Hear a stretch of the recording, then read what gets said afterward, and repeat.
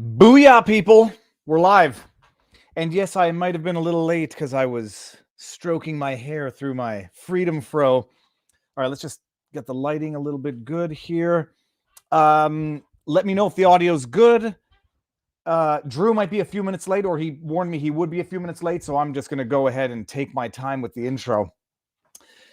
And say that there's a lot of stuff going on in the news these days, and it is not the same to not be able to see a trial with your own eyes, to view the witnesses.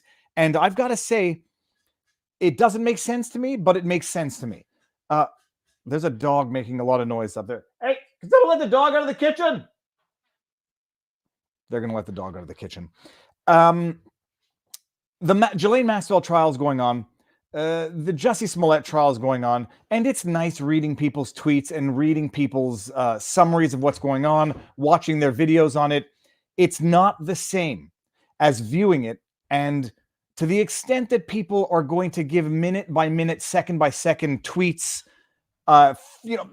summaries, go put out videos the day of, it makes no sense that we can't see it in real time, unless seeing it in real time would just be too enraging and would be too infuriating. With the Ghislaine Maxwell, I think it makes more sense because of the nature. I had the exact same intercom system when I was growing up. Yep, that dog. And I hear her scratching away at the blockade between the kitchen and the living room. Ghislaine Maxwell, there's a lot of stuff that needs to be redacted and in real time, I guess, needs to be. But the Jussie Smollett trial, I want to see Alabinjo and Abimbola and Olabinjo. Abimbola and Olabinjo Asundara. I want to see them testify in real time. I want to see Jussie Smollett's reaction as the two brothers testify with amazing accuracy and total logic in their testimony. And the guy who has pushed the lie beyond any salvageable realm of pushing a lie, he's now taking it to trial. I want to see this in real time. The bottom line of the day, I might do a Vive on the street after the stream, if it's not to talk about the Jussie Smollett update, because I have no video clips to show Jussie Smollett's heart being ripped in two as the Osundara brothers give the most compelling account of what went down. If it's not about that, it might be about something else. But bottom line, it's madness what's going on with that trial. I mean, we're now into like Monday, Tuesday, Wednesday, 4 days of a trial of a lie gone way too far. The Osundara brothers coming out and saying, yeah, he paid us. We had a dry run. He wanted it to be done in front of this video camera so it would capture it. He told us what to say. He was afraid that one brother was going to punch too hard, so he asked the other brother to do it. Or the brothers decided one of them was going to punch Jussie Smollett, not the other, because he couldn't pull his punches. What was the other? Oh, that Jussie Smollett's new defense now is that the Osundara brothers are criminal masterminds and orchestrated this whole thing, and that it was an actual racist and homophobic hate crime. Apparently, one of the Osundara brothers has pictures, going participating in the gay pride parade, handing out condoms. This is his testimony. He worked at a bouncer at a bar, I think, in the community for a year or 2 years. Oh, but man, I tell you what, it's astonishing. It's astonishing. All right, we'll get into Ghislaine Maxwell, I think, at some point tonight as well. I'm stoned and enjoying this stream. Thanks for the truth. Richard Winter, enjoy your evening. To each their own. I am like a boss. Trying to catch up on the backlog of work from hospital stay. Glad I was able to catch a show live. Well, this is going to be amazing for anybody who doesn't know who Drew Hernandez is. Testified during the Rittenhouse trial, street journalist, vlogger, political commentator, smart guy. It's going to be fantastic when he gets here, but he'll be here in a few minutes. Standard intro disclaimers. YouTube takes 30% to super chats, so thank you for the support. I always appreciate it. If you want to support us on Rumble, where they take 20%, you can go check us over there. Live streaming on Rumble as well. You can support Robert Barnes and I on Locals, vivabarneslaw.locals.com, all that stuff. Big news of the day, actually, for anybody who doesn't know. Once upon a time, a few weeks ago, Locals merged with Rumble, and it was called a buyout or a sellout in some people's minds, but it was actually more of a merger because Locals became a shareholder in Rumble Inc. Well, now, don't call it a sellout, but Rumble is effectively being bought out by a publicly traded company on NASDAQ so they can go public through a different mechanism, which we don't need to get into, and basically reach the capital of the public market to raise whatever capital they need to continue being the free speech platform that they are. It raises concerns as to whether or not it's going to remain a free speech platform, because once you have shareholders, public shareholders that have an interest in the company, it becomes a question of shareholder interests, which are not necessarily the same as a privately held company shareholder interests. Pavlovsky, from what I understand, is still going to be a majority shareholder or have majority interest. I might be wrong about that. But it raises concerns because shareholder value is not necessarily synonymous with free speech value. So we'll see where that goes. But that's the big news of the day, is Rumble is effectively going public through a mechanism of joining with a company which is already traded on the NASDAQ. Not a Banned account says, what new emergency powers can we award our prime ministers to effectively fight Omicron? Human rights don't apply in emergencies. Well, yeah, I guess it could be the opening rant of the day was, I went and met with somebody for lunch, and I told them up front, I said, I don't want to make a scene, but if they ask me for proof of papers to sit in a restaurant, we're going to have to go somewhere else or, takeout. And then we went to one place, they asked, and I was like, I'm sorry, I can show you, but I'm not doing it. And I find it offensive, like I'm being asked for like papers, like a dog at a kennel show. Then we went to a second place, same problem. So we ended up taking out, but it's depressing how the slippery slope, like I said on Twitter today, it's not a fallacy, it's a strategy. And you just see how people just get weathered down and beaten down, and all they want to do is live a normal life. They just want to live in peace. They want to go and have lunch, and they want to operate a small business in peace. And then they all just eventually, at first, oppose it, complain about it, then get used to it. And seems like a lot of people have gotten used to it, and maybe I'm one of the outliers who just gets more and more angry about it as time goes on, and not getting used to it. I won't get used to it. Yeah, so that's it. Let's see here. Acronym of OMI, Ozone Monitoring Instrument. Oblates. I don't know if I'm going to say that this is not. I don't know if this is true. I'm just going to read it anyhow. Oblates of Mary Immaculate's Religious Order, also Organization Maytime Internationality. Old Okay. Not legal advice, not medical advice. Standard disclaimers, everybody. No medical advice, no legal advice. But I read the super chats, and sometimes I get too far into them to realize that they might, be on the outs with the rules of YouTube. Is it just me, or does the Omicron virus sound like something Decepticons would attack us with? I've heard multiple Transformer references. It does sound like Decepticon. I forget what the other ones were called. But the funny thing is, they skipped, I think it was Nu and She of the Greek alphabet. Nu, N-U, and She is an XI of the Greek alphabet, which were the two coming before Omicron, because these are all named after Greek letters of the Greek alphabet. And it led some people to suspect that there may have been foreign or international influences putting pressure on not using embarrassing or potentially politically embarrassing names. President Xi, I believe his name is, XI as well. And so a number of people were saying, the WHO skipping Nu and She of the Greek alphabet, seemingly ostensibly to placate the political interests of certain people, should tell you all you need to know.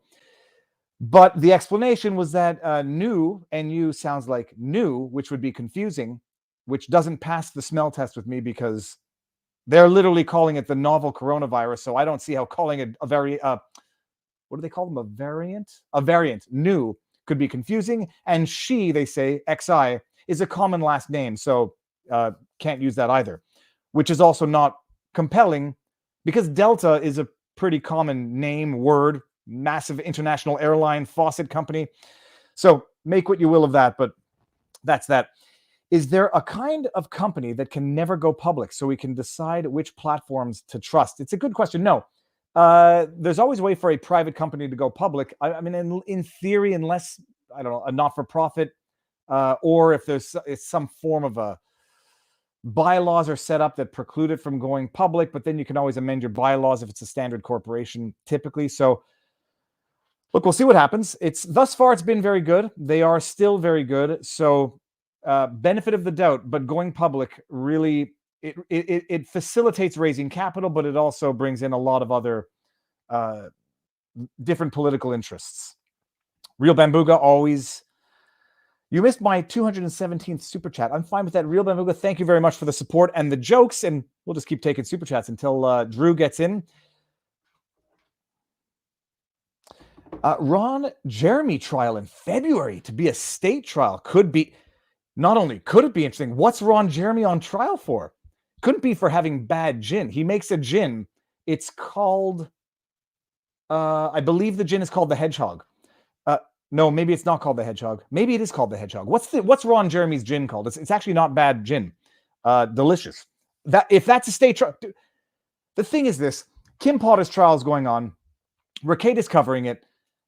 But there was some magic around the Rittenhouse trial that it's going to be difficult to replicate because a lot of things converged in terms of politics, law, injustice, the issue in that case, Second Amendment self-defense rights, core issue, the lawyers for the first time, 10 to 15, maybe even more lawyers forming an invoice, a panel, bringing it all together.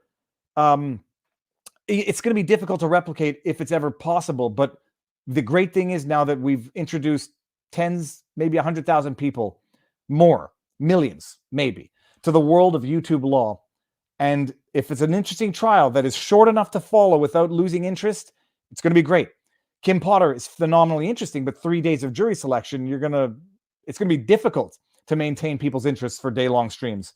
Love your content and fair-mindedness, Viva, from Laurie Hergé says, thank you very much. It's new. Autobots versus Decepticons, and I love that avatar. Let's see what we got here. As of yesterday, Victoria, Australia now has laws that negate freedom from medical discrimination. The march of contracting freedoms carries on. Well, it's an interesting thing also. In Canada, they're putting a bill towards the Senate which would ban conversion therapy, which is, it's very interesting because I was going to tweet a question which could be misconstrued as being glib, so I deleted the tweet. But banning conversion therapy, for a second, I literally thought it meant transformation therapy or transition therapy. I literally thought it meant that for a second. Conversion therapy is banning the practice of trying to convert homosexuals back to heterosexuals. But the interesting thing is the idea that you're banning conversion therapy, which to some could say like you're going to ban transition therapy because that is, next different level than conversion therapy, using therapy to try to get, I don't know who would ever want to change from how they feel orientation wise, but I can see it being a case. But we're having a number of conflicting laws and conflicting philosophies going on at the same time, which is certain types of convincing is problematic and should be unlawful, and other types should be protected. It's inconsistency all the way through. But they also plan to skip the Greek letter Winnie. They're not going to skip. Well, if they called it Winnie, that would be funny. You know what something that occurred to me, or that I found out the other day. Jake Tapper from CNN has a dog named Winston, and his dog has a Twitter handle. It's not a Westie, but it's a small terrier-like looking dog. But Jake Tapper's dog is named Winston, and now I'm questioning every decision I've ever made in my entire life. Me casually waiting for the unicorn variant to arrive and consume the planet. Not going to happen. But what is going to happen? Operating system. Okay, interesting. Thank you very much. As Crown subjects, what rights do Canucks have to bear arms? Bear arms? Virtually nil. Firearm possession in Canada is strictly for hunting or target practice. And strictly as in virtually exclusively. You very rarely can you have a firearm for personal protection. You have to get a special permit for that. You have to follow a special course. You have to get a special permit for small arms, pistols. Different course. To say it's difficult is an understatement. You have to follow a specific course for small arms versus long arms hunting rifles. Extremely hard to get. The penalties for violating the law are they effectively criminalize mistakes. Penalties of imprisonment if you don't store your firearm locked and unloaded with the ammunition separated from the firearm. It's virtually impossible to travel with it because I think there might have been a new regulation that you actually have to get permission to travel with the firearm from these officers who are governing the regulation, and you can only use it for target practice. It's a next level in Canada, but we can still own them for hunting. Hunting rifles, I think the maximum capacity for a magazine is 5 shots. But from what I understand, from what I know, duck hunting is 3 shots in a shotgun anyhow. But you can have rifles. Magazine has a legal limit of 5. Viva, can you tell me why I got kicked out of the Ricada live stream for super chatting these emojis? I don't know. Doesn't look good. I didn't see the emojis before I did it, but if you got kicked out of Ricada's super chat or chatting, you must have done something. I don't know. I don't have mods, so I don't get to see all of these in real time, but I don't know what that was. But if you got kicked out of Ricada's, you must have done something dubious, to say the least. Love the show. Barnes is great. Easy to raise capital by going public. Private companies have to take loans traditionally from banks. Easy to issue shares, harder to control, for sure. And then it becomes, I won't say easier to infiltrate, but it does become easier to manipulate. Once you've gone public, it's bottom line, but you have a board of directors. You got to get people on the board of directors. You got to make sure the board of directors are not answering to interests that are other than the essence of the company. But don't expect shareholders to be interested in preserving free speech at the value of their shares. Just don't expect it. And that's the problem. Drew comes off as biased and unsophisticated in thought, not sure about this sidebar. Peter, that's highly judgmental. I do wonder how familiar you are with his content and whether or not you saw him in the trial, and that is what you're basing your opinion on. I don't know what biased means, and I don't know what unsophisticated thought means. All of that seems highly judgmental and, dare I say, highly biased. But we'll see. Maybe he'll change your mind. Maybe he won't, to the extent that he's coming.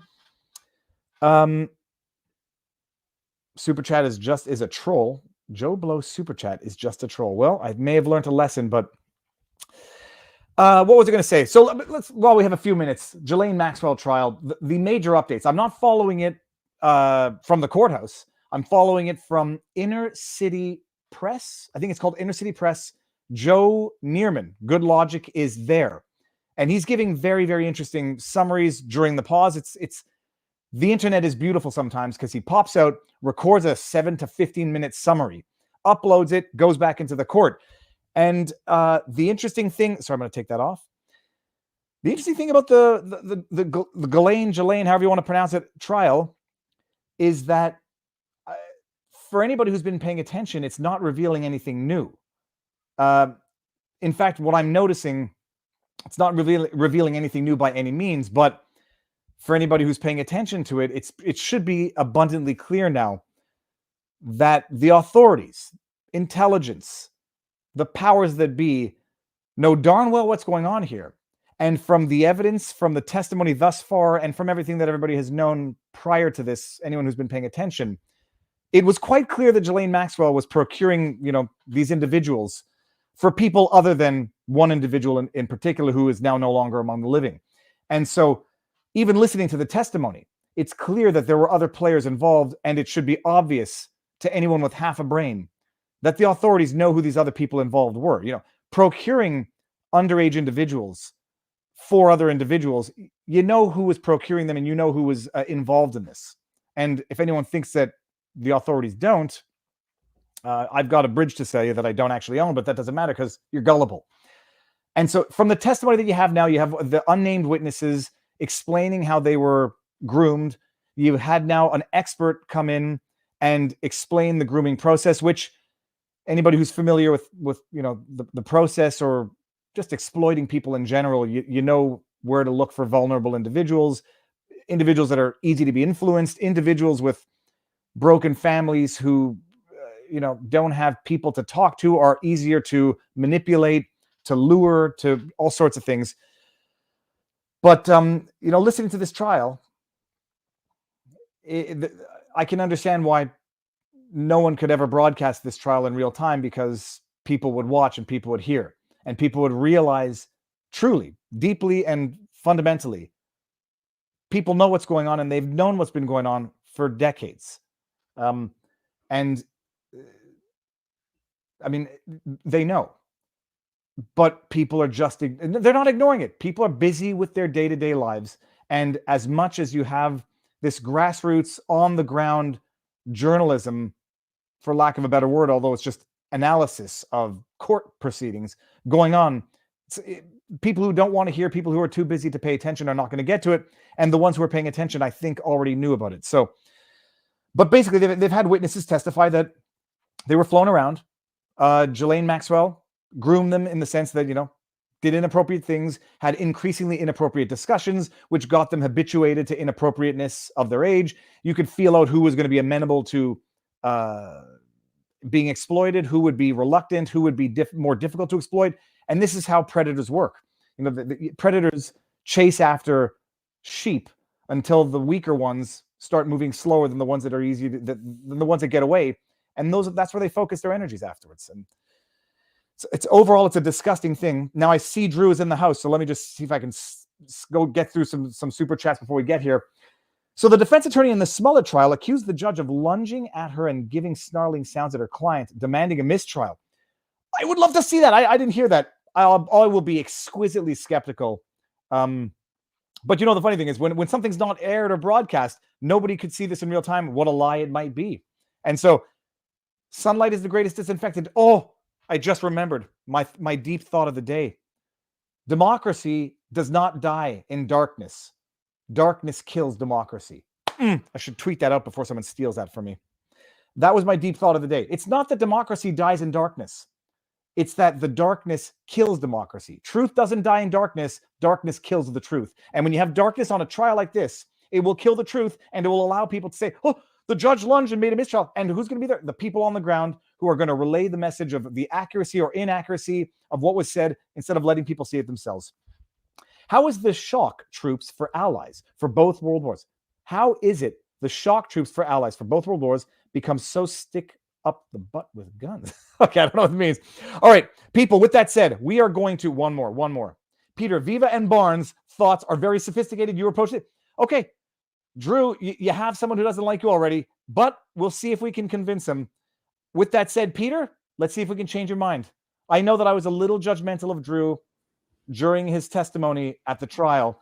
I think I was right, but we're going to get into it, because I've never testified in a trial, certainly not one of this magnitude. Drew, can you hear me? Yes, I can hear you. Thanks for having me. Can you guys hear me? Yeah, let's see. Everyone in the audio, no F's as jokes. Let me know if the audio is balanced for us. And I may not be able to bring up as many super chats now, so forgiveness, but thank you for the support. Drew, first of all, thank you for coming. Thank you for being here. I was watching your psychopaths at ASU today, and we're gonna get there, because it's gonna be the natural flow. Yeah. For anybody who doesn't know who you are, elevator pitch before we get into it. Who are you and what are you doing in life? Well, my name is Drew Hernandez. I'm the host of Drew Hernandez Live on my YouTube channel. I'm an investigative reporter. People may know me of my undercover work on Antifa and Black Lives Matter at the 2020 riots. I've been involved politically, engaging for a while now, and I'm pretty sure most people know me of testifying in the Kyle Rittenhouse trial as of recently. And in a nutshell, that's what I do. I've got to ask you, I think I know from the interwebs, how old are you? Because you look young, but I think you're older than you look. Because of the nature of what I do a lot of undercover stuff. I get death threats, so I don't put, private information out there publicly. So, okay.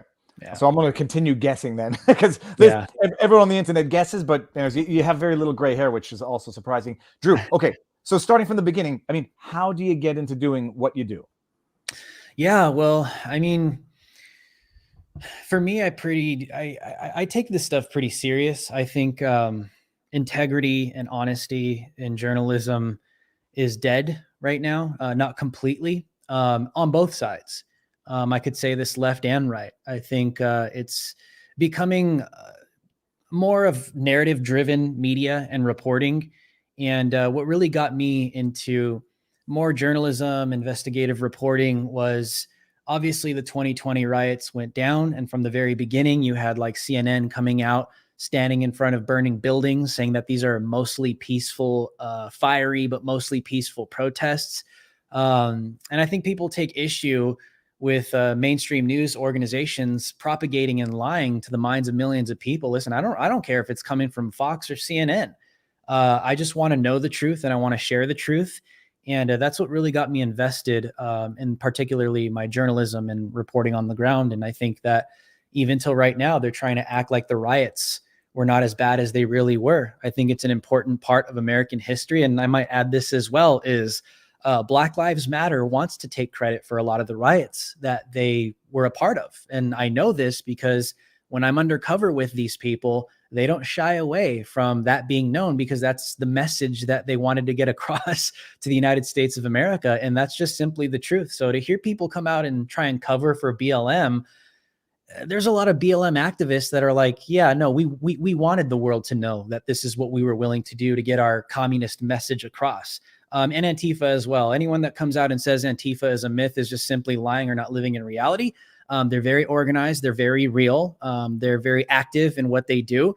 And I got the receipts for that. I get death threats all the time, not just after the Rittenhouse trial. I've been getting death threats from Black Lives Matter and Antifa psychopaths. So, yeah, I just kind of fell into this, to be honest. I didn't go to school for it. Didn't study for it. I just kind of had a heart to tell the truth. And here I am.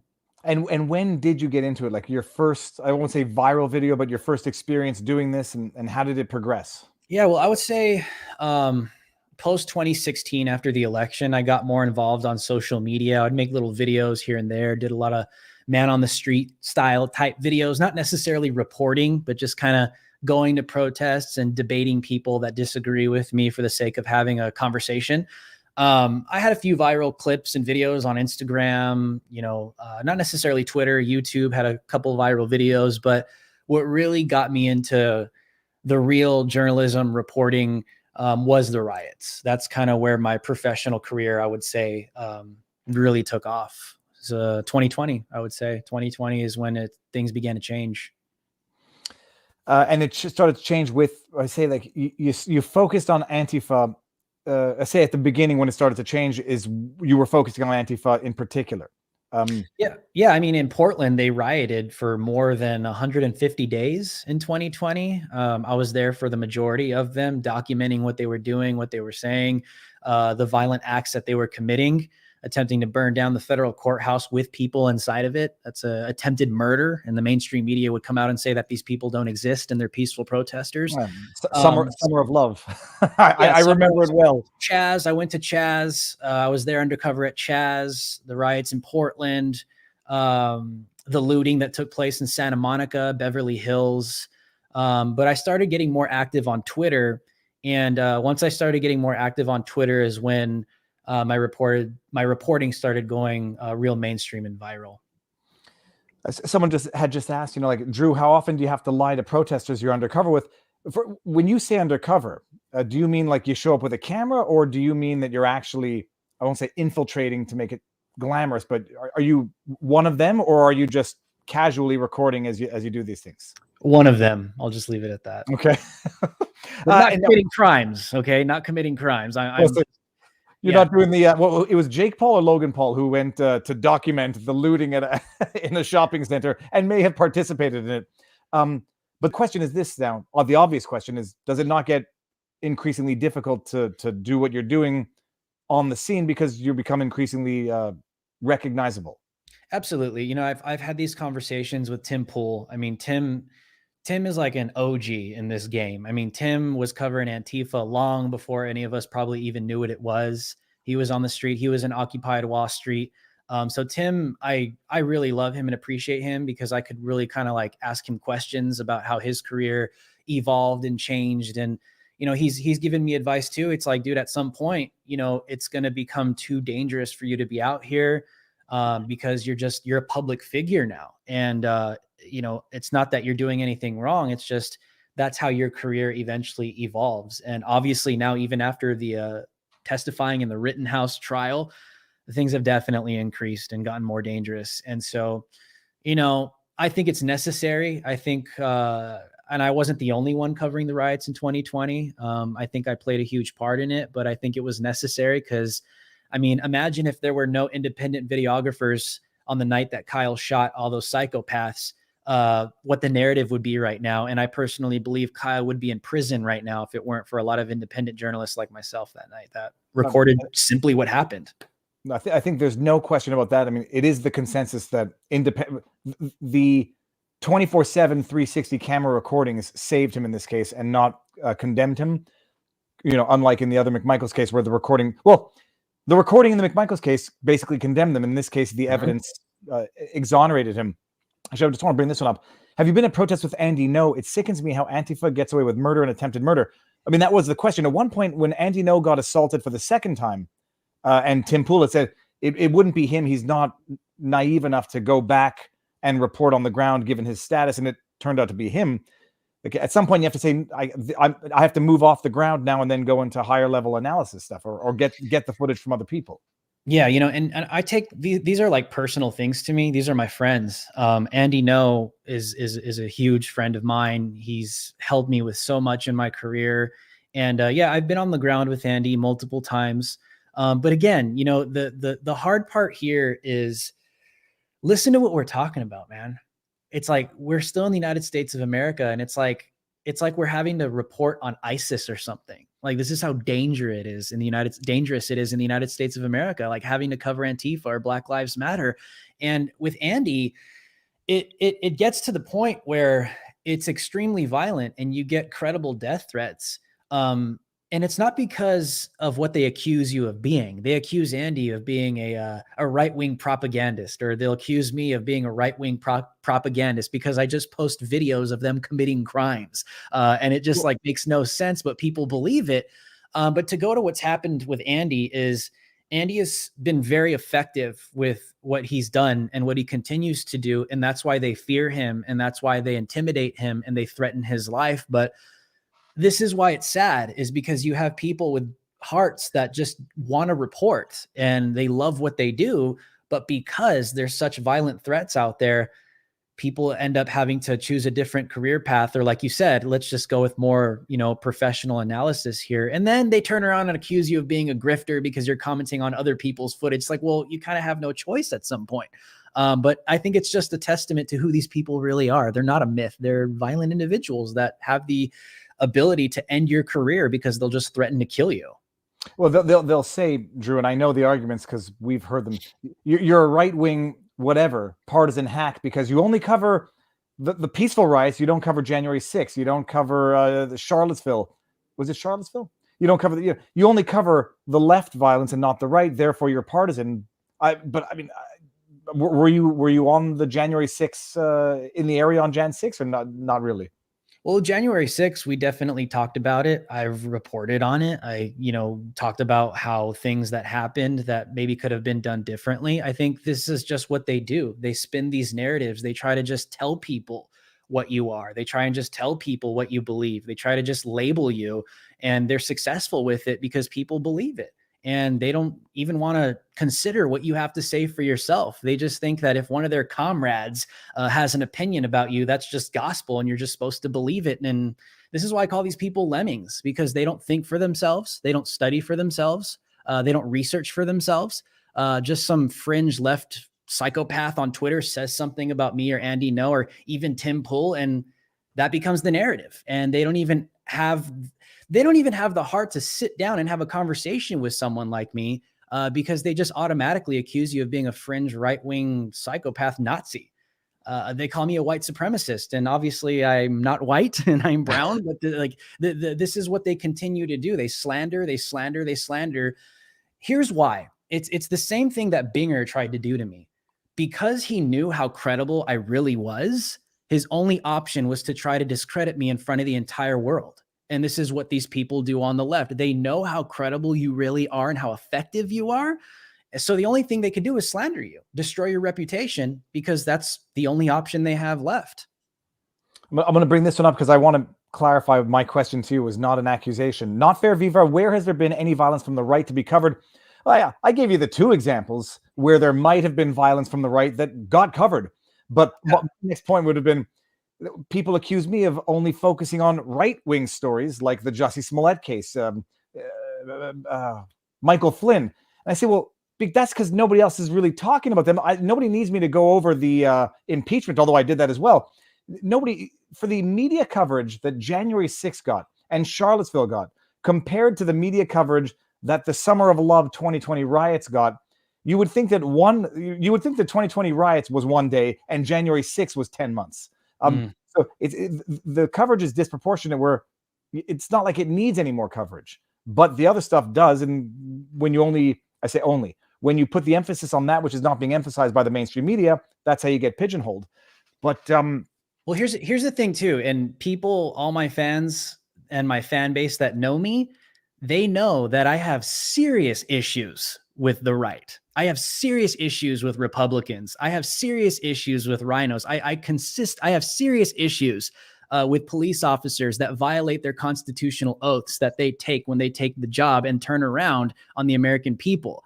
I have serious issues with aspects that conservatives claim to come out and say, and they turn around and they act like babies just as much as the left. It's just, the only thing is that doesn't get reported. People would never know that about me because that's not the stuff that gets headlined about me out there. It's just fringe right-winger. So I'm by default someone that refuses to criticize anything on the right or in the conservative base, which is just completely not true. It's not true at all. I mean, I take some serious issues with what the deep state is doing on both sides. 100%. I've always been that way, but the propaganda says otherwise, and that's what people go with. Well, and it's the emphasis, because it's not like anyone needs any other media outlets focusing on Trump dossier, tag, whatever. They're already focusing on that ad nauseum. The other side needs a little bit of sunshine, like some of the other issues, that being the Summer of Love. When you were covering that, one question I've always had is, like, if you can go into it, what was like one of the worst situations you found yourself in terms of risk, or where you actually genuinely felt afraid to be there? Man, there was multiple. Chaz was pretty bad, but I didn't have any close calls there. I would say Kenosha. I think Kenosha was really bad. A lot of people don't know this, but I was there on night one. I broke that story. I was there hours after Jacob Blake got shot. And right when I showed up, immediately when I showed up, they had dumpster trucks on fire, ablaze in the middle of the street. The rioters are the ones that showed up with rifles in a standoff in the middle of the street with police officers. The looting, the vandalism, the arson that was commit. I think for me, Kenosha was very, very, very concerning for me because I was already getting death threats. I was already, effective. We exposed Marquise Love in Portland when he kicked Adam Hayner in the head. We exposed that story just maybe a couple weeks before Kenosha. And so if I may stop you there, just so everybody remembers that story, it was the driver of a car who got out with his wife to protect a trans person who was being harassed by the mob. He was the one basically put on his knees and then sucker kicked is not even the right word, but karate chop kick to the face. Field goal kick. And then fell, slammed his head on the pavement. That I think everybody remembers that incident. You were on the news for that as well, talking about it, because you captured the footage. Do you know whatever happened to him? Did he make a full recovery, as far as you know? Yeah, he did. I think he just wanted to disappear for a while because Portland is just so crazy. I don't think he wanted to receive any more threats. He probably just wanted to, fade away. But Marquise Love, he was charged. I think he was released recently, I believe. But that was like maybe a couple weeks before Kenosha. So I was already receiving a lot of death threats. So when I was in the midst of everything happening in Kenosha, I feel like I was very concerned. I was very concerned if people found out who I was while I was out there. And it was such a high profile story that was worldwide. It changed my life. It literally skyrocketed my career, probably beyond anything I could have ever imagined. But, Yeah, I would say Kenosha was very, very concerning. It was a lot of violence. It was everything culminated into Kenosha. The arson, the looting, the vandalism, the rioting, just the lack of police presence. People were boarding up their doors, writing "Kids live here." People thought they were going to get killed because of the rioters. So for me, I feel like there were others. Chaz was pretty bad, but for me personally, yeah, Kenosha was at the top. Now, I want to ask you some questions. I'll probably ask you better questions than Binger did, but and not for cross-examination, just for understanding your experience in Kenosha, because I actually didn't appreciate that Kenosha and Antifa, the Summer of Love, happened pretty within a tight time frame within one's life in terms of that. Mm-hmm. So you're living pretty intense in terms of what you're covering and seeing the America I suspect you thought you knew. I don't want to say disintegrate before your very eyes, but turn into something you didn't think it would ever turn into. One thing I was shocked about, having seen the evidence, having followed that trial day in and day out, was the level of destruction. I mean, I just thought from here, Canada, I thought it was some riots, I thought it was some looting, some whatever. Didn't realize the extent of it, didn't realize the duration of it, and didn't realize that the police effectively left Kenoshans to burn in no hyperbolic rhetoric. Left Kenoshans to burn and to fend for themselves. Yep. And I had no idea that the people there arguably were not BLM protesters, arguably were not there for any legitimate social reason that could have ever justified that. But I had no idea the extent, and I saw it during that trial. So you get there on immediately or shortly after Jacob Blake is shot. The world is now still in a narrative where he was unarmed, totally innocent, unjustified shooting in the back multiple times, and his dad is with him in the hospital. Daddy, why did this happen to me? You got prominent politicians visiting him in the hospital, tweeting out false narratives that might make LeBron James look like a school child by comparison. So you get there and the proverbial poo-poo is hitting the fan. Absolutely. I mean, but that's what they were doing all of 2020. And this is to hear you say that you didn't quite understand the extent of how violent this really was. It just confirms why I was doing what I was doing. Because there are millions of people worldwide that the mainstream media was successfully spinning the narrative on. I mean, Kenosha, no, there were BLM activists and Antifa that showed it weren't just random criminals. These people were chanting Black Lives Matter when they were looting and burning down buildings. They were chanting Black Power when they were looting and burning down buildings. I have all the footage. It's all there. I'm not making anything up. People can go watch it on my Twitter, Drew H Live. It's all there. You can just watch it for yourself. This is why I'm comfortable saying that it's domestic terrorism. Because they're willing to use violence to achieve a political agenda. That's literally what terrorism is. And they're domestic, and this is what they do. And listen, when the morning when Kyle Rittenhouse, the same day Kyle Rittenhouse shot the individuals that he shot in self-defense, when I was in Kenosha that morning, I was interviewing specifically Black Lives. I asked them, are you a Black Lives Matter supporter? Do you identify with the Black Lives Matter movement? A woman said yes. And I said, so do you believe that rioting and arson and looting and vandalism is justifiable for what you guys believe your cause is here in Kenosha? She said yes. That's the only way that we can get our voice across. That tweet is on my Twitter right now. These people that's why I told you, bro, they're open about this. They're not trying to hide the fact that they're not peaceful. My experience being with them undercover, the conversations I hear with these people, I talk to, they do not try and hide the fact that this is who they are and what they're willing to do to get their political point across and achieve what they want. I'm going to bring this up. I don't want to get too distracted off topic, but I am a teacher and live in Oxford, Michigan. The parents of the school shooter bought the gun they didn't buy it for him last week. I think they bought it last week and he took it. Are there any charges that could be brought? We're going to talk about that Sunday. I just wanted to bring this up. First of all, thank you for the super chat, but I wanted to bring this up to highlight when you talk about domestic terrorism, the charges that high school shooter is facing, in addition to the murder charges, are terrorism. And yet you compare that to what happened in Waukesha. As far as I understand, I don't think terrorism charges or even the discussion are on the table. And when terrorism is politicizing violence, and that's what it is. It's targeting innocent civilians to further a political purpose. Mm-hmm. when you weaponize the concept itself for political purposes, I mean, I guess, like, what do you feel of what's going on in the States right now, where it's not just that you have these entities weaponizing violence for political purposes, you have the system itself weaponizing the weaponizing of it to say a white kid who shoots some kids in a high school, we're going to call that terrorism, but Waukesha, we're not even going to talk about it. The car drove itself. I mean, how do you react to that? What do you do to digest that and to change that narrative? The active shooter was white. It's clear. And the psychopath, homicidal maniac in Waukesha was black. And so what the fake news media cartel does is they take a look at what happened.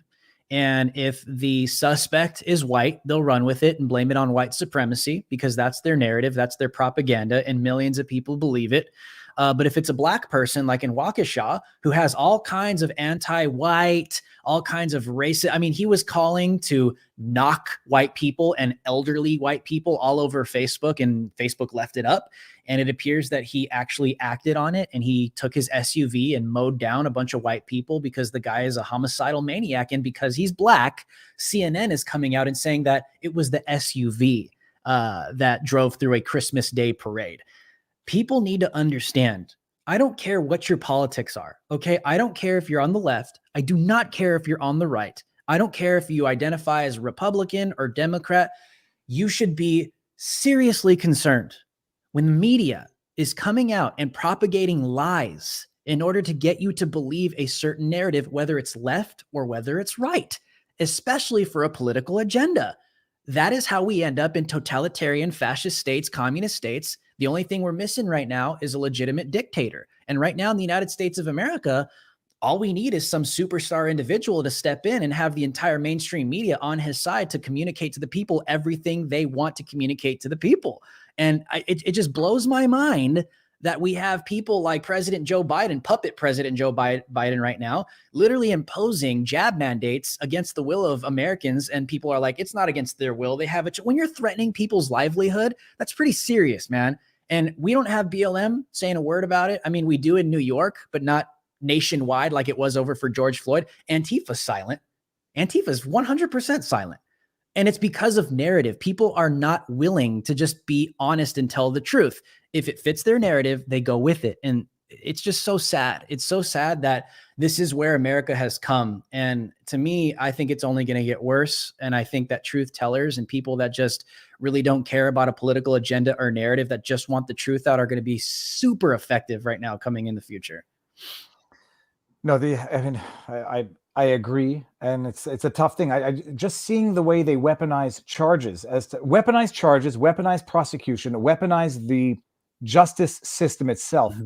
You imagine the same day when Rittenhouse got acquitted, and they say white supremacy.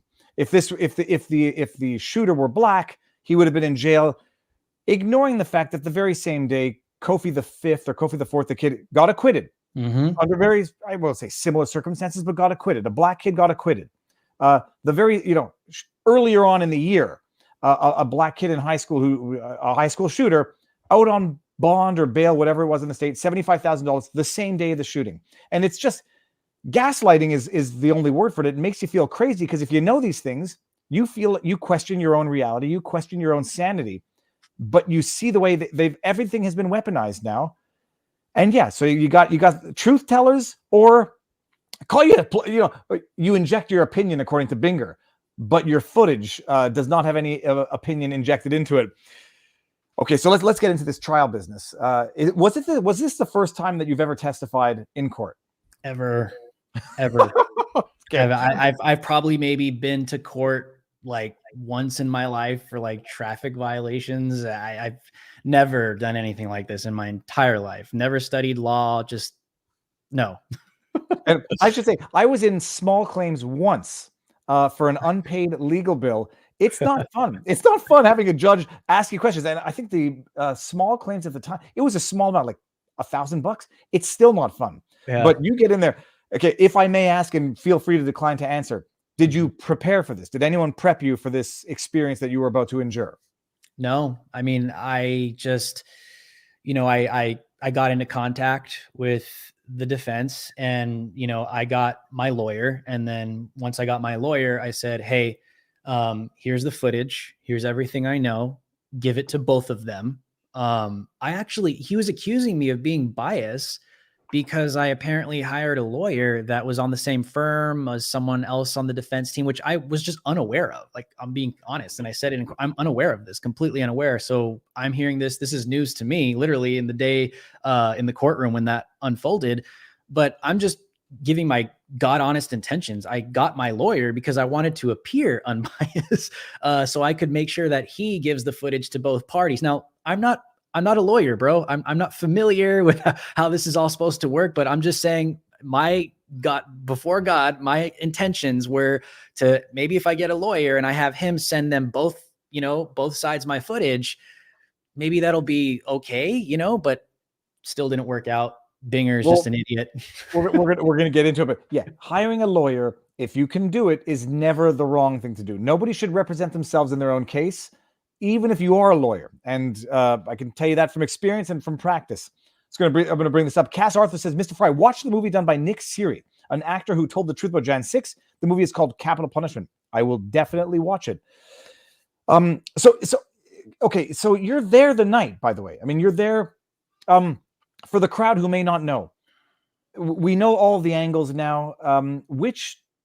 You had two angles, I think, that evening, but I say two angles. You had the body cam and your cell phone, one angle, so to speak. But you had two events in there that made it into evidence, correct?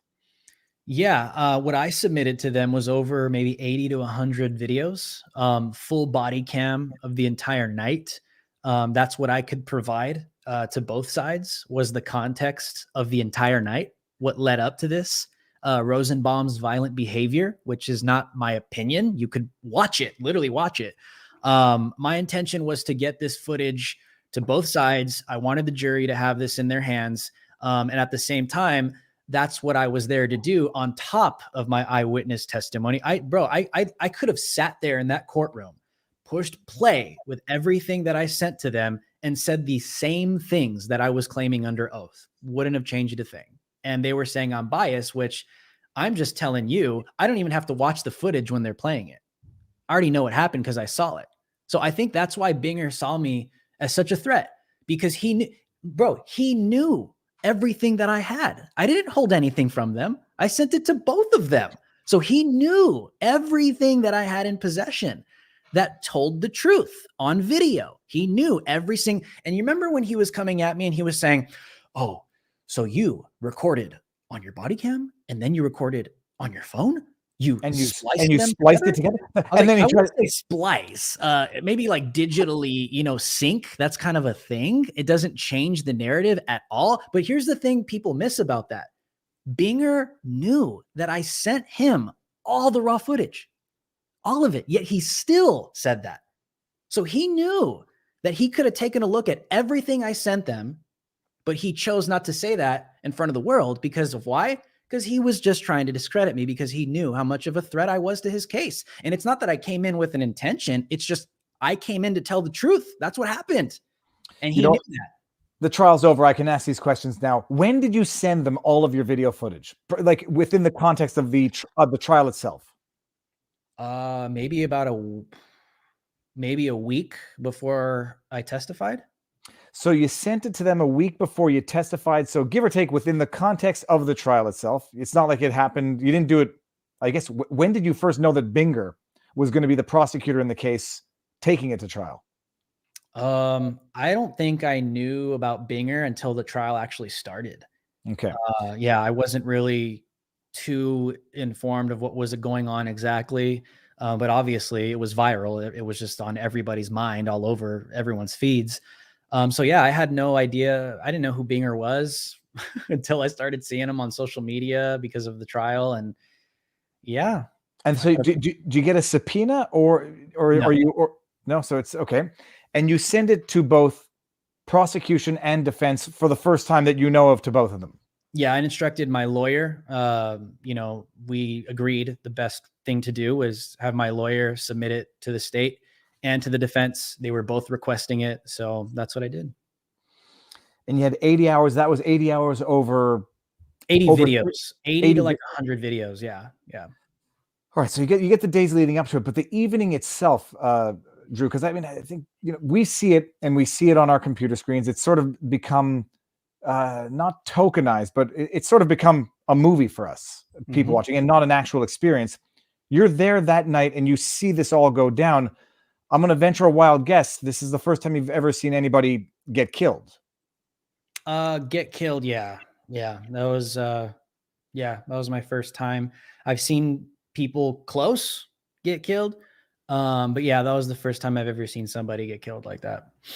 And I say on a personal level, after it occurred, and this is August 2020, on a personal perspective, how did you cope with that? How did you deal with that? What effect did that have on you as a human? Yeah, I mean, I think I deal pretty well. I don't know how, I don't know why. I think I deal pretty well with trauma. I don't know why. Maybe I'm just built for stuff like this. I didn't really have any PTSD or anything like that. I think I try and separate myself from all of the violence. Maybe I am numb to it. I don't know. I just know leading up to that, I was around so much, especially like we said, the Adam Hayner thing, all the violent riots leading up to that, everything that happened in Chaz. Yeah, I think for me, what really happened after that for me was I just knew immediately where this was going to go. Because even after the Adam Hayner thing happened, immediately Antifa took to Twitter. And what were they saying about Adam Hayner? A white supremacist showed up with his truck to run over a bunch of BLM protesters. What did they do to Kyle Rittenhouse after the shooting? A white supremacist came up as an active shooter to shoot a bunch of black people at the BLM protest. So I saw what was coming. And I think for me, that's kind of what I was getting ready for, to anticipate. And I just knew that Kyle was going to be this poster child of white supremacy like that after it happened. I just knew. That's just what they do. That's the playbook. When did you start uploading some of the footage that you had? I mean, some of it was that night itself. That night. And then maybe a couple clips the next day. And that was it. Yeah. Okay. I mean, so you put it up.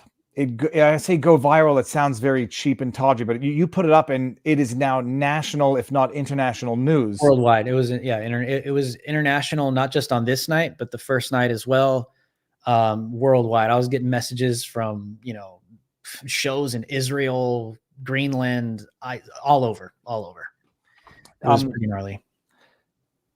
Just a stupid question. Did you license any of it through any agencies, or I saw some footage was being licensed by Storyful, and I didn't know if that was yours or you kept the rights to your footage or did not give it out to an agency? Yeah, no, the Kenosha footage I kept for myself. Yeah, I never licensed it out. So once it hits the national news and this becomes the story, and you were there, you saw everything that happened, and now you're seeing in real time. There's no other word but media lies, malicious misrepresentation of what happened. What's going on in your head? Do you feel like you're living in crazy town? And see, this is where it becomes personal for me, bro, because this is why people accuse me of having a bias. I'm on the ground and I'm watching what's happening. Okay. I have footage to corroborate with everything I'm claiming is taking place at these events. And so for me, it's very chilling. It's chilling to watch CNN, to watch MSNBC, or even when Fox gets it wrong. It's chilling for me to see all these pundits coming out and just straight lying. Even my mom, this has affected my mom was hardcore anti-Trump. She thought all Republicans are, that whole narrative. And these past few years, she has really woken up to how these people lie because of because she's directly involved with what I'm doing. And she sees, Drew, you were just there and this happened. And I was just watching CNN and MSN and they're lying. I was like, yes, mom. To say that there's fake news media out there is not just some right-wing talking point. It's real. It's 100% real. So for me, I think the best word to describe when I see that, it's chilling. It's really chilling because we're just the little guys. I know you have a huge channel, bro, but like, and I have a little bit of an audience, but we're talking about they got millions of dollars in budget, millions of viewers. Like they are the machines. You know what I mean? Like they're these machines that are reaching millions of people like that. YouTube could take you and I down in a minute, but these are the people that are really, I feel comfortable saying, engineering the minds of millions of people through their propaganda. And so when I see that, when I'm on the ground, like, dude, there's been times where I've been on the ground covering some BLM violence and I'm scrolling on my feed and I see CNN calling it a protest, spinning the narrative. And I'm like sitting here watching it in real time. I'm like, this is crazy, man. This is really chilling. My experience, and people appreciate the term chilling. It is, my experience with that from a Canadian perspective is I went to these protests for the lockdown measures, and there were, my estimate, tens of thousands of people, maybe 100,000. Yeah. And CBC, the state-sponsored media, talks about a group of protesters, a crowd gathered. And when I ran for office, I would bust my ass to put out interviews, to put out content, to try to reach 10, 20,000 people. And then CBC, the media itself, will just, call the political party extremists and reach the entire country. And it's not fighting an uphill battle. It's just like you're a pinprick in the side of a boat of the Titanic. It's not going to do anything. And like, you have to question your own insanity again. I mean, you have to feel that this is a bizarro universe. You're there, you saw it. I forget what movie it was where the person's like, I was there, that's not what happened. And you have to deal with this and you have to try to fight it.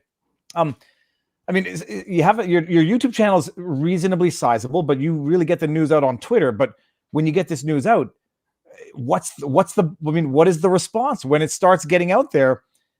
In addition to having the powers to misinform, they also have the powers to respond. What was the response when you started getting your videos out there and people started watching it? It's like breaching the matrix. I think that's the best thing I could say, right? Because there's this hive mind narrative that is being peddled to the mainstream, even in Canada, dude. Everything you just described, this is happening worldwide. It kind of reminds me, do you remember the Disney movie A Bug's Life, where it was clear that they didn't want the ants to realize that they actually outnumbered the grasshoppers, and then they're kind of in that sombrero little scene where, what was his name? Hopper? I don't remember that one. I'm a little curious. It's a perfect example. It's cheesy, but it's a perfect example. Okay, the grasshopper, he starts throwing like the little grain and the seeds at one of the grasshoppers, and he's like, "Does that hurt?" He's like, "No." Well, how about this? Throws another one. No. And he throws another one. He's like, "No."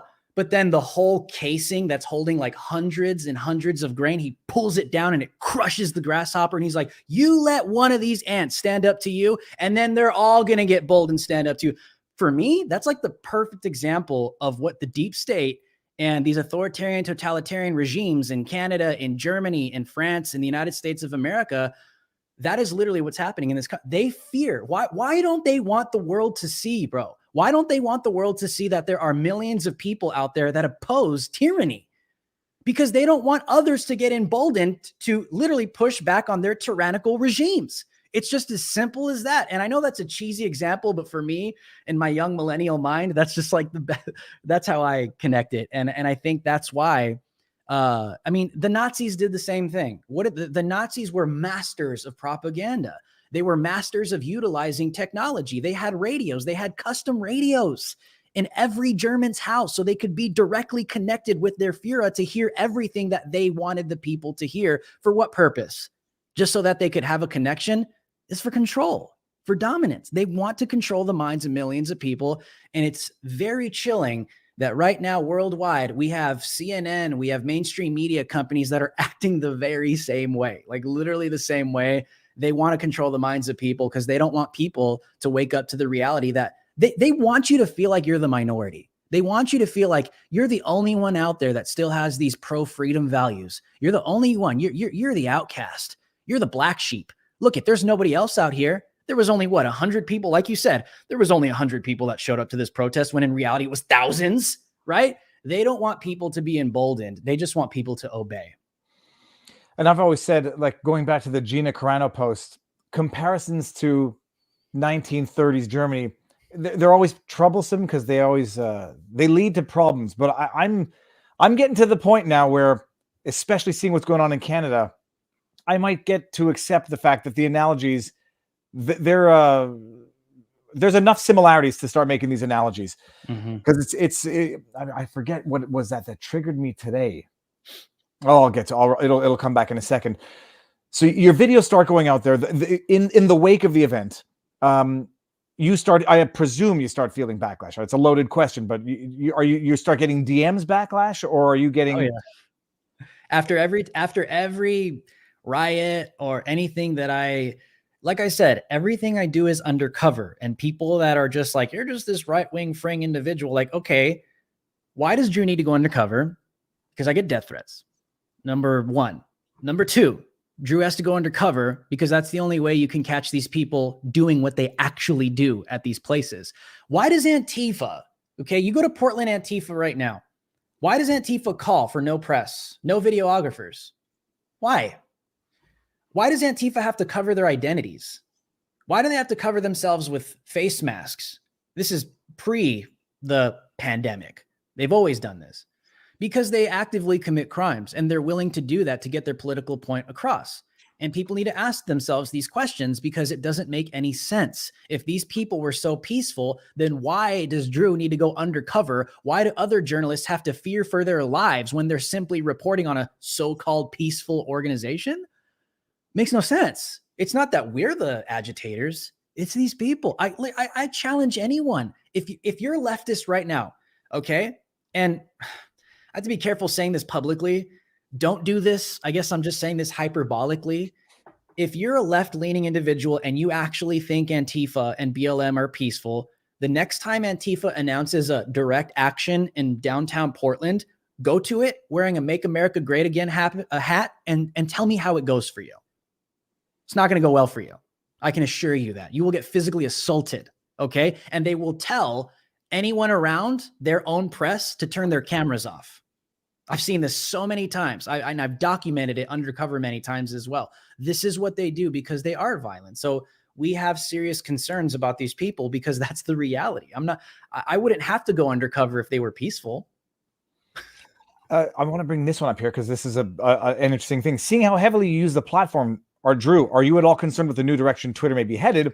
Because now that you mention it, the new rule coming in from the new CEO, I forget his name, is that posting videos of private persons without their consent will be removed, which leads me to think that, all of the videos that you posted in the wake of the Rittenhouse event could have been removed under the new rules because private persons being posted without their consent, even if there's a newsworthy item in there, even if the principal individual has made themselves newsworthy or has become newsworthy, they could justify taking all that down and effectively censoring the truth that you just recorded with your own camera.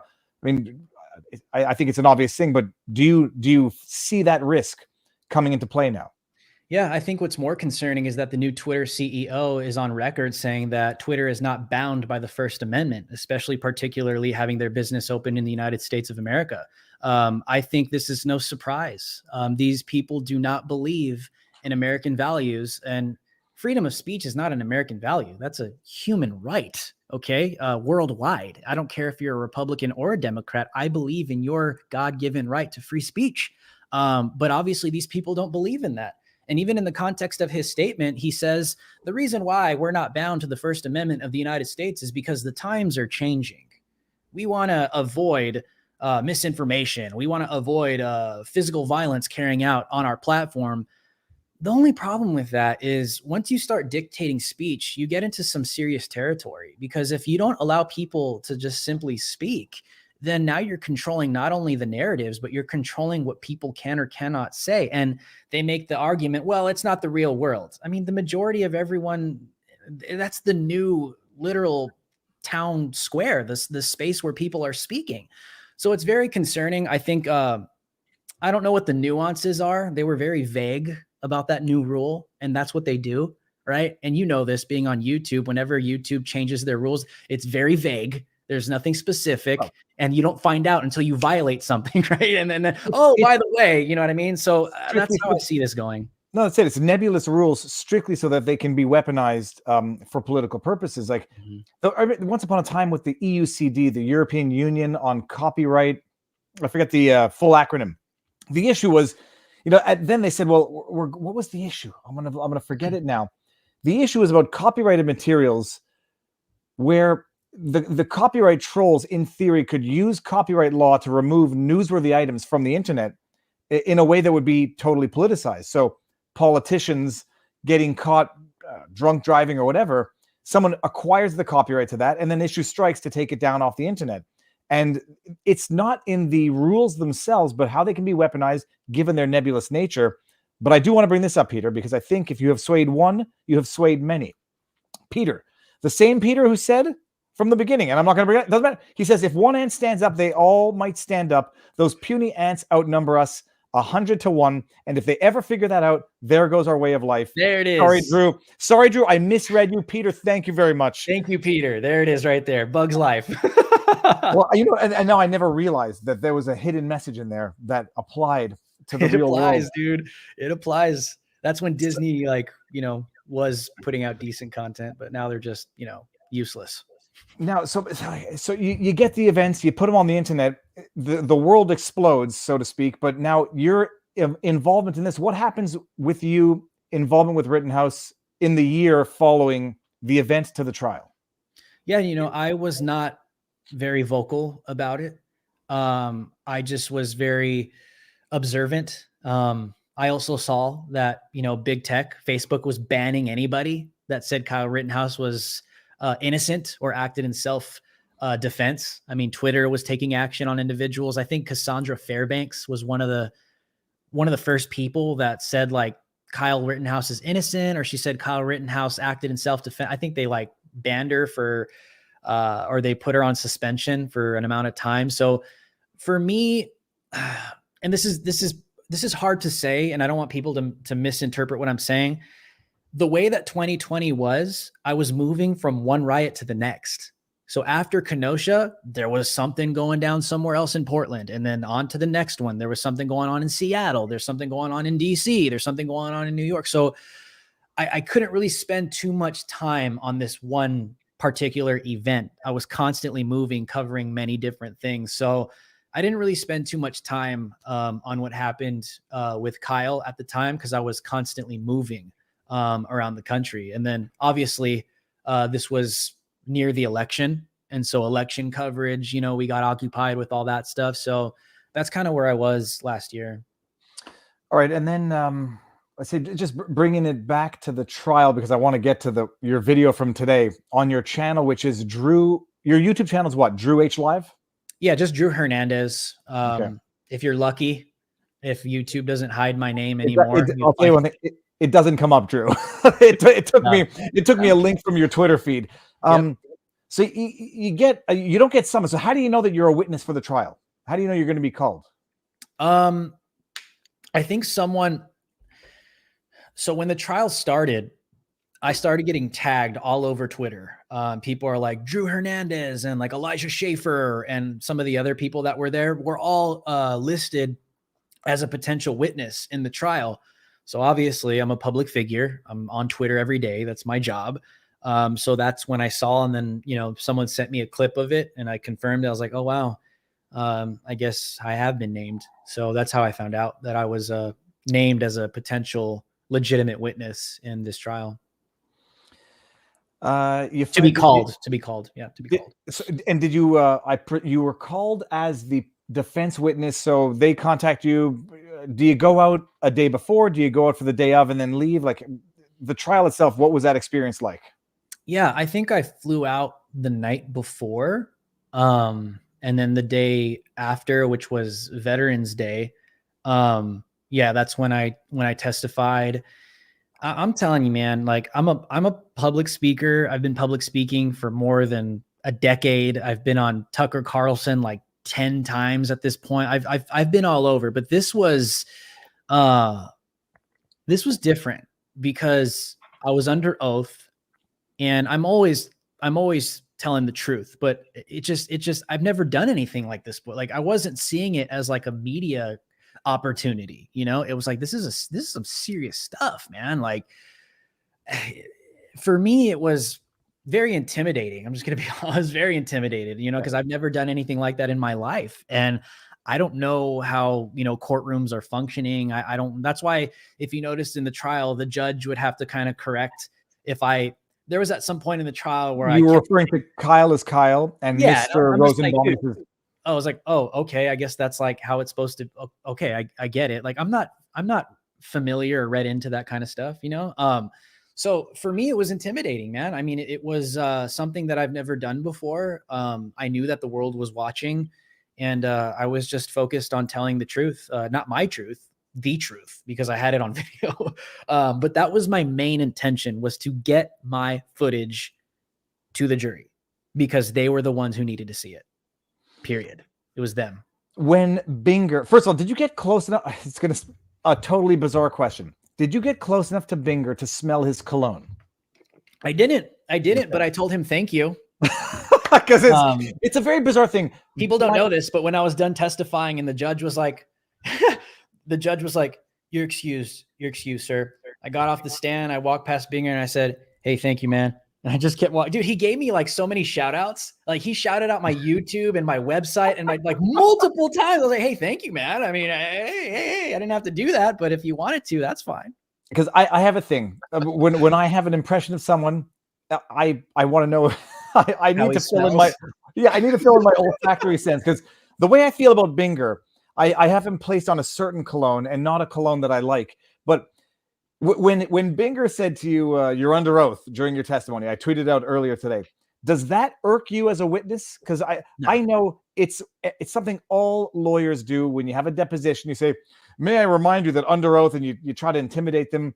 And I love that the judge didn't take any of that crap. But did that irk you in the slightest when he said it? No, because I had the footage. That's why when I say I was intimidated, I wasn't intimidated by, Binger or the prosecutors. I've never done anything like this, like to this magnitude in my whole life. So that's kind of why I was like really anxious and, just wanted to make sure that I didn't say, something stupid, but no, when he was, saying, you're under oath, I was like, yeah, I know. I just raised my hand like 30 minutes ago. Like, dude, I'm not afraid of you. You're afraid of me. That's why you're doing this, because dude, I'm telling you, Binger knows. He knew what I had in my possession because I sent it to them as well. So that's why he was acting that way, period. And he knows. We had a dog that was behaving sufficiently badly upstairs that he needs to join the stream. Yes, thank you. Your breath smells terrible. No, it was, I know lawyers do it, and you say like you try to intimidate a witness, and it's I like that the judge intervened. It's a dirty pressure tactic all lawyers use. Yeah, but he had no idea who he was dealing with. No, he had no idea. I think he thought he knew who I was, but he did not know the extent of who I was, and that I do this professionally for a living. I debate people on live TV I'm not a lawyer, but I just think he had no idea who I was. He had no idea. First of all, you're smart, you think quickly, and you tell the truth. And that's a very difficult thing to crack. Yep. So you get on the stand, you get off the stand. Do you stay for the remainder of the trial, or do you head back and follow it at a distance? No, I left. So immediately when I got off the stand, I was getting death threats. Which is nothing new. So I'm not a victim here. Okay. I'm used to it. But yeah, my Twitter, and my Instagram and Facebook, I was getting messages, people saying, oh, you defended a murderer. Go kill yourself. Go kill yourself. People were sending me pictures of, people with targets on their back. That's pretty self-explanatory. On Facebook, people were saying, I hope you get shot. And then once I got off the stand and I went outside to do a quick, little interview with my network, because they even mentioned my network in the trial. Remind everyone, what is your network, Drew? Real America's Voice. But so when I was out there, there were people driving around. They were saying F you. So I was like, all right, I got to get out of here, dude, because there were people. Kenosha is not the safest place. It's not the best community and area, So yeah, I didn't have any plans. I didn't want to report on the ground because it's just, these people are unpredictable, man. I'm telling you, these people are unpredictable. All it takes is for some crazy person to get it in their mind, like the Waukesha psychopath, you know what I mean? To just come and do something to me. And, you know, I have my family, and it just wasn't worth staying out there because of what just happened, you know? So yeah.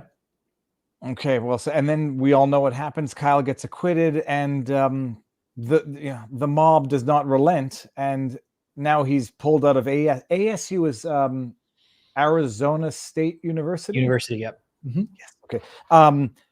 The video you put out today, I've only watched a small amount of your YouTube stuff. I've been following on Twitter for a while, so we'll get into some of the terminology you use in your video, but this is now the story is that Rittenhouse has been chased out of university, and you were showing some of the footage of what you call psychopathic mobs at ASU chanting "Killer, killer, killer Kyle has no place on campus," yada, yada, yada. The footage there, were you on the ground for that, or was that? Yeah, I went undercover because I knew it was going to be some spicy stuff. I just have an instinct for it, just being honest. Sometimes, like when I pick and choose, I knew it was going to be spicy because here's why. So apparently Kyle claimed he was taking online courses or classes at ASU. So ASU has come out publicly and stated that Kyle Rittenhouse is no longer enrolled even online at the campus. Now, for whatever reason, why, I can't speak for Kyle right now. I'm sure he'll come out and speak for himself if he hasn't already. But they were the Arizona State University socialists on campus, right? They announced that they were going to have this protest before ASU already announced that Kyle was no longer enrolled. So even after the school announced he's no longer going here, they still, this is why it's crazy. They're psychopaths. They still have their little protest, right? And they're saying that ASU is a white supremacist, a white supremacist university. When she's a person of color enrolled, there's a bunch of black people in the crowd. I don't understand. That doesn't make any sense to me. How do black and brown people get enrolled to ASU if it's a white supremacist university? That doesn't make any sense. They're also saying killer Kyle, killer Kyle. They're just regurgitating all of the fake news media cartel narratives. They're saying that he, you know, his ancestry, he belongs to white people. He still killed black and brown people. They're saying that he was a vigilante. He's a murderer. Some of the other speakers were coming out and saying, does anybody here really want a killer white supremacist sitting next to them in school? And they're like, no. But it's like Kyle was never even going to physically be there in the first place. It was going to be an online course, even after the fact that the school already said he's not coming online. So it's like, these people are crazy. They're crazy. There's no other explanation. They don't live in reality. They're crazy. I don't care. Drew, is that your opinion? Yes, that's my opinion. Well, this is where I get flack, because you say, like, you have to be sensitive on the people who are not yet red-pilled, and even the ones who are, you can't judge them for what they didn't know at the time. I look at these people and I say, they literally know nothing of the facts, or I presume some of them know nothing of the facts. And that's where I get into trouble, is people say, even if they know nothing, it's willful ignorance, condemnable. And if and most people say they do know the facts, they're just liars, and they are just trying to get the sound bites out there to unleash the social media mob to have the implications that it has. So I don't know which one it is, because you can't read people's emotions or their minds. I just know of a lot of good-natured people who also thought Kyle Rittenhouse was a murderer who shot black people. I mean, in Montreal at a pet store where we got fish, the clerk, I say, it was a totally not an innocent conversation, and I didn't press her because it's like, we don't have enough time in our 2-minute interaction for this to happen.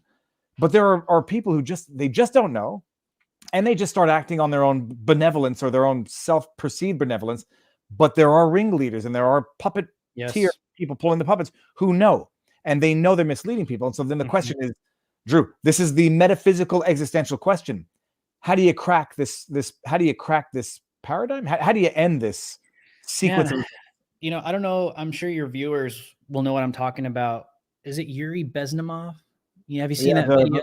Where he's the propaganda, the KGB defector, and he laid it out, man. He's like, the subversion and the propaganda is designed to get people right? To get people to believe such lies that no matter, I think he said, if you shower them with facts, you shower them with truth, no matter how much you enlighten them, there comes a point where the mind just simply will not open. It just simply will not open. And I feel pretty safe to say that's where we are in the United States of America. I mean, listen, this comes down to the individual. This comes down to an independent, autonomous human desiring to think for themselves.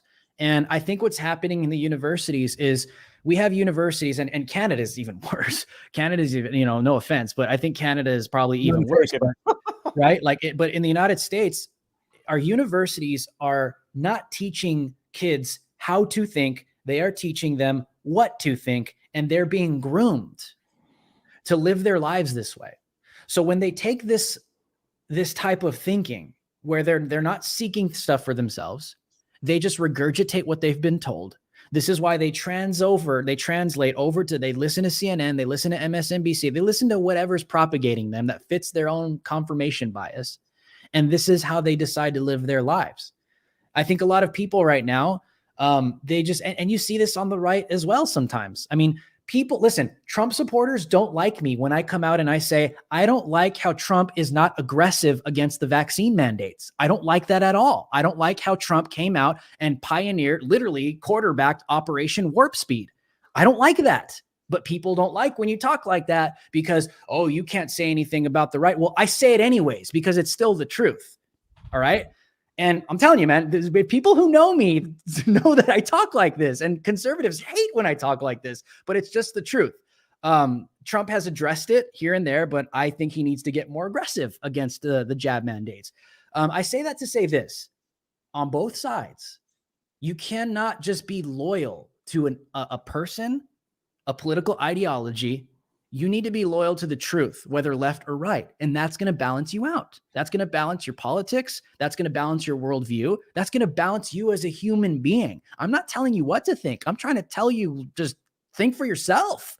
That's my message. Just literally think for yourself and you'll find out where you land. And unfortunately, people who speak the truth and want the truth get freaking slandered as white supremacists, alt-right Nazis. It's just so convenient to do that. So I think, brother, I'm with you, man. I think it shouldn't stop us from speaking the truth, whether it's the left or right. If they want to slander us, suppress us, cancel us for speaking the truth, we don't stop. The truth is going to set you free. The truth is going to speak for itself. It'll penetrate the minds that are willing to listen and to hear. But I think when we get to this point where we're like, it's kind of like in different states where there's some hardcore Democrat leftist strongholds where people are just like demoralized. They're like, dude, what's the point? Like, what's the point anymore? It's like, no, let's not give up. Let's continue. Let's continue speaking. Let's continue pushing the truth because there are still people. They want us to feel like this. They want us to feel like we are the minority. They want us to feel like we're ostracized. Like there's nobody else out there that feels like you. That's just not true. It's just simply not true. But they try and design it that way. So I think I have hope for humanity, man. I have hope in God, that God at the end of the day has the ability to unlock the mind no matter what. That's my prayer. That's my hope. That's why I do what I do. So I think what you do is great to inform people, because when you're just trying to inform people, that shows people that you're not there to propagate them or control their mind. You're there to just give them something to think about. I think that's what we need to keep doing, man. I think that's a good solution. I'm going to bring this one up. David, I'm an Arizona State alum, Rittenhouse now, ASU's Pat Tillman statue. Next, many concerned, and Troy, go Sun Devils. Well, and you sort of got to one of my other questions that I was watching. Who watched the body cam footage from the Arizona shooting and thought they were watching Reno 9, Arizona? Yeah, I think that was that in Tucson, I think he shot a man in a wheelchair or something. Okay, so I've seen comments. I haven't seen it yet, but yeah. To be discussed Sunday. Yeah. Drew, may I ask a very personal question? Are you a religious man in the religion sense? Yeah, I'm a born again Christian. I gave my life to the Lord Jesus Christ in February 2012, February 1st, 2012. So that plays a huge part in what I do and why I do it. God has called me specifically in the New Testament to be a light in an age of perverted crookedness. And so that's what I try and do. I just try and shed light to what's taking place. And, you know, I always ask people, and it's kind of been an experiment in my heart and my mind, you know, like what happens when you take a born again Christian and airdrop him into something like these riots? And I think this is what it looks like. Okay, that's well put. And I'll tell you this: I'm not a religious person in the religion, organized religion sense, but I fundamentally respect it, and I respect it. And if it inspires and if it guides for the truth, then you can't ask for more. And I think maybe that's actually what all of this is all about. At the end of the day, I may not be religious, but I might still be spiritual. What do you see for yourself in the upcoming days, weeks, months? Like, what are you up to now? I have some huge, I'm just going to say this, huge projects in the works. I can't announce them yet, but these are things that are going to change a lot for me, my family, regarding Kenosha, regarding some projects that I've been wanting to do for a while. And I can't announce anything yet, but people just follow me on my socials and you'll hear about it once I can announce them. But we're taking things to the next level, and I'm super blessed. I'm excited because I think it's necessary. It's necessary what we're about to do.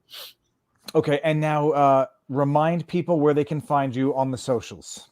Yeah, everybody can. I will pin it. I will pin it to the top of this video so that people can find it more easily. But where can they find you? Yeah, sweet. The majority of my kind of on the ground real-time reporting takes place on Twitter at Drew H Live or Getter at Drew H Live. You guys can watch my nightly show on YouTube. Just search Drew Hernandez or go to youtube.com/Drew Hernandez. If you're, I don't even tell people to use the search bar. These people hate me, dude. So I'm just like buried, you know? So if you could find me, you're one of the lucky ones. But you know, like he said, the link will be in the description. All right, everyone in the chat, Drew, you'll come back because we'll have more to talk about. I think we've gotten the essentials, and for anyone who didn't know who you are and what you're doing, they know.